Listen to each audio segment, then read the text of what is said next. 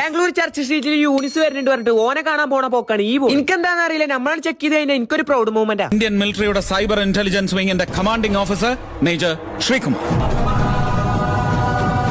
എന്താ അറിയില്ല, അങ്ങനൊക്കെ ഒരു തോന്നല. പ്രൗഡ് മൂവ്മെന്റ് ഇട്ട് നിന്നപ്പത്തിന് മെട്രോ വന്നിട്ട് നേരെ വണ്ടി ചെന്ന പെണ്ണുങ്ങളെ കമ്പാർട്ട്മെന്റ് അവിടുന്ന് സെക്യൂരിറ്റി ഇങ്ങോട്ട് ആട്ടി വിട്ടു. ഇതിലാണ് ഈ കാലുത്താനും സ്ഥലമല്ല. ഇവന്റെ പൂതികാരനാണ് നമ്മൾ യൂണിസിനെ കാണാൻ പോകുന്നത്. ഇന്ന് യൂണിസിനെ കണ്ടിട്ടുള്ളൂ പോരാന്നാ പറയും. നമ്മളങ്ങനെ ചർച്ച് സ്ട്രീറ്റിലെത്തി. പോപ കുടിക്കാനുള്ള പൂതിയായിട്ട് ഒരു പീടിയൊക്കെ കയറി പോപ കുടിച്ച. ഞാൻ ആദ്യമായിട്ടാണ് ഈ സാധനം കുടിക്കുന്നത്. ഇനി മേലാക്കല്ല, ഒരു കുപ്പി മരുന്നിന്റെ ഒക്കെ ഒരു ചൊയാണ്. ഇനി എല്ലാതും ഇങ്ങനെയാണോന്ന് അറിയില്ല, എനിക്ക് കിട്ടിയ എങ്ങനെയാണ്. പക്ഷെ അതിന്റെ ഉള്ളത്തെ സാധനം തിന്ന ഒരു സാറ്റിസ്ഫിക്കേഷൻ ഒക്കെ ഉണ്ടായി. അവിടെ തന്നെ ഒരു റോളും കഴിച്ചു. അത് പിന്നെ ടേസ്റ്റ് ഉണ്ടായിരുന്നു. ഇതും തിന്ന് പുറത്തേക്ക് ഇറങ്ങിയപ്പോ അതേ പോണ് കൊടക്കയിലോ ഓറഞ്ച്. വെറുതെ ചർച്ച കൂടി നടക്കുമ്പോഴാണ് ഈ ബോർഡ് കാണുന്നത്. എന്താണെന്നറിയാനാണ് കയറി നോക്കിയതാ. നോക്കുമ്പോ എന്താ പൈസക്കാർ കളിക്കണ ചട്ടിയും പന്തുമാണ്. ഇവിടെ നമ്മളെ സൂസിട്ട ബൈക്ക് വിക്കുള്ളൂ പറഞ്ഞിട്ട് ഓല സൂസ് ഫുള്ള് കണ്ടോളൂ. നിങ്ങൾക്ക് വാവനെ കളിയാക്കാനുള്ള ഒരു ചാൻസ് ഉണ്ട്. ഇതൊക്കെ നമ്മൾ കുറെ കണ്ടാറിട്ടാണ് ചെന്നേറിന് നോക്കിയാ.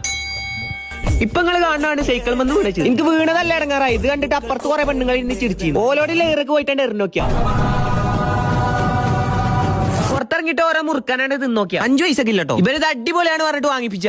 ഓൻകാട്ടൊന്നും പറയാനും പറ്റൂല. കുറച്ച് വെള്ളം കുടിച്ചപ്പോഴാ പിന്നെ ഒരു സമ്മാനം കിട്ടി. വൃത്തിയായിട്ട് ചോയ മാറാൻ വേണ്ടി കുറച്ച് ഉപ്പിലിട്ടാണ് തിന്നത്. അങ്ങനെ ഇരിക്കുമ്പോഴാണ് യൂണിസിനെ പോലീസ് പിടിച്ച് പറഞ്ഞ വാർത്ത ഇട്ട് ഓൻ ആകെ തളർന്നു പോയി. അവിടെ ഓരോ സ്പ്രേയും മേടിച്ച് ഞങ്ങൾ വരിപ്പോ. ചെക്കൻ ആകെ ഡിപ്രഷനിലാണ്. ഓനെ കാണാൻ പറ്റാത്തതുകൊണ്ട്. ഇക്കണ്ട പ്രാരാബ്ദത്തിന്റെ ഇടയിലൊക്കെ ഗെയിം കളിച്ച് സന്തോഷം കണ്ടെത്തുന്ന ഇയാളാണ് നമ്മളെ ഹീറോ. ബാക്കി നാളെ.